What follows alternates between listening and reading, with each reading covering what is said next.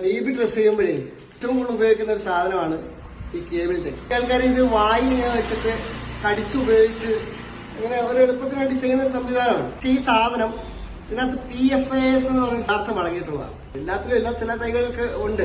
Nylon എന്ന് പറയുന്ന എല്ലാ പ്ലാസ്റ്റിക് തൈകളും നമ്മൾ ഉപയോഗിക്കുമ്പോൾ നമ്മൾ ഭക്ഷണം കഴിക്കുന്നതോ കുടിക്കുന്നതോ ആയിട്ടുള്ള എല്ലാ രീതിയിലും കയ്യിൽ പോലും ഗ്ലൗസ് ഉപയോഗിച്ചിട്ട് വേണം ഇത് എടുക്കേണ്ടത്. കാരണം നമ്മുടെ വായിലോ അല്ലെങ്കിൽ കയ്യിലോ ഒക്കെ ആയിക്കഴിഞ്ഞാൽ കൈ നിർബന്ധമായിട്ട് കഴുകണം. ഇത് ലിവർ സിറോസിസ്, ക്യാൻസർ, ശ്വാസകോശവുമായിട്ടുള്ള ബന്ധപ്പെട്ടുള്ള അസുഖങ്ങൾ എന്നിവയ്ക്കൊക്കെ കാരണമാകുന്നതാണ്.